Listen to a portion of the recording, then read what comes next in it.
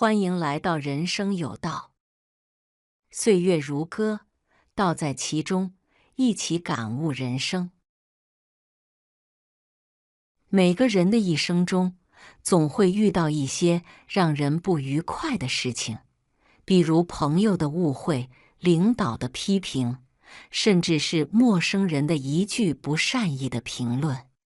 这些事情在当下可能让我们觉得委屈、愤怒或者羞愧，但如果我们把这些不愉快的事情不断地在脑海里回放，就像电影一样，一遍又一遍地重播，这种行为被称为穷思竭虑。它不仅无法改变已经发生的事实，还会消耗我们的精力，甚至让我们陷入焦虑和抑郁的深渊。我们需要学会放下、翻篇，正如莫言所说的那段话：能干扰你的，能折磨你的，往往都是自己的太在意。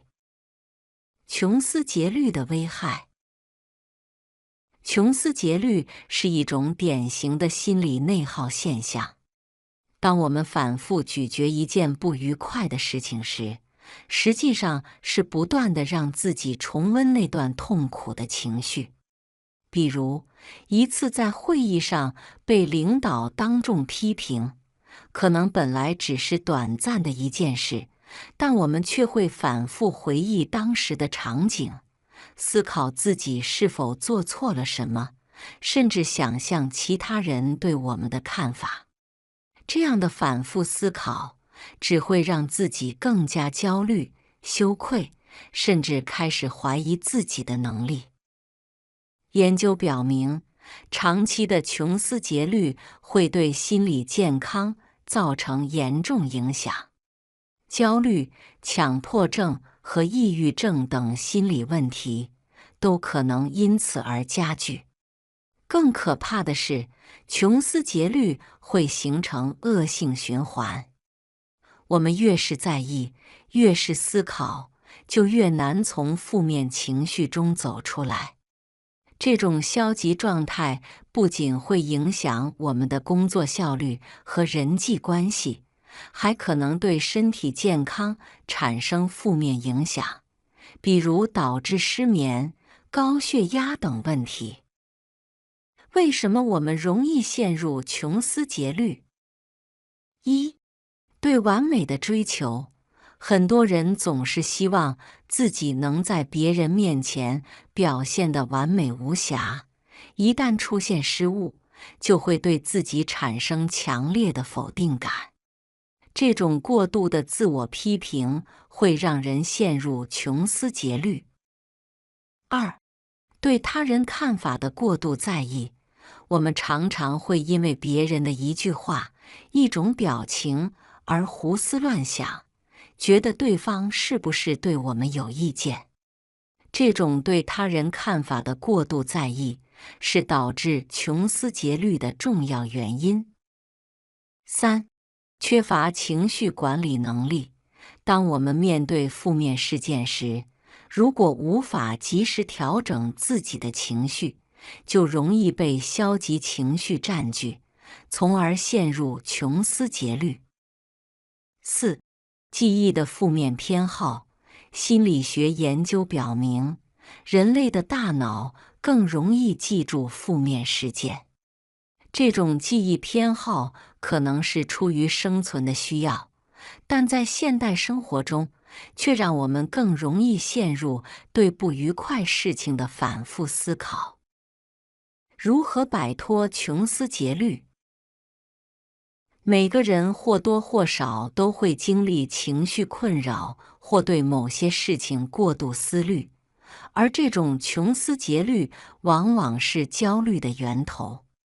如果能有效调整情绪反应，改变认知，专注于行动和过程，就能逐步走出这种内耗状态。首先，不做情绪回声。情绪回声只对人和事的情绪反应过于敏感，容易被情绪所左右。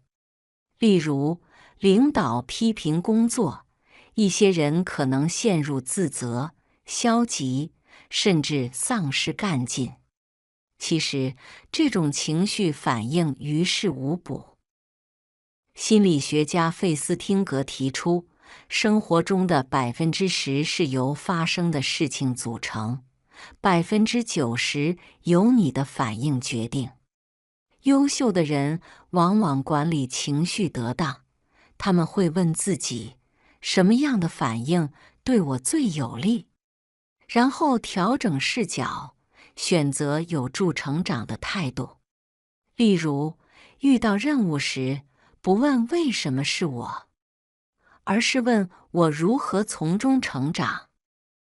再有，从关注结果到关注过程，焦虑的人常对结果思虑过度，例如因一次绩效失败而情绪低落，或因担忧未来结果而拖延不前。实际上，结果是过程的集合。与其焦虑结果，不如专注过程。复盘过去的经验和教训，规划实现目标的行动步骤，才能有效减少焦虑。然后，用行动减少不确定性。焦虑的根源常是对未来不确定性的恐惧，而行动是减少这种不确定性的关键。通过拆解目标，将复杂任务分解为小步骤，从微小改变开始，逐步积累。每天制定待办清单，标注优先级，完成后打勾。这种仪式感能提升成就感，减少焦虑。行动让未来更清晰。最后，做到升维思考，改变认知，让我们焦虑的尝试认知偏差。例如，对未来的不确定性感到恐惧，不如将其视为未来的可能性。提升认知的核心在于系统化思维，包括深度思考，找到事物本质；全局思考，从整体视角分析问题；动态思考，纳入时间维度，重新审视问题。通过调整情绪、关注过程、积极行动和提升认知，我们可以减少不必要的焦虑，掌控生活。莫言说过，一个人骂了你一句，你记住了2天，他就骂了你2天；你若记了1年，他就骂了你1年；你若是到死都记得，那这个人就骂了你一辈子。莫言的这段话告诉我们一个深刻的道理：真正折磨我们的，不是别人对我们的评价，而是我们对这些评价的在意程度。如果我们能够学会不去过度在意，就能减少很多不必要的烦恼。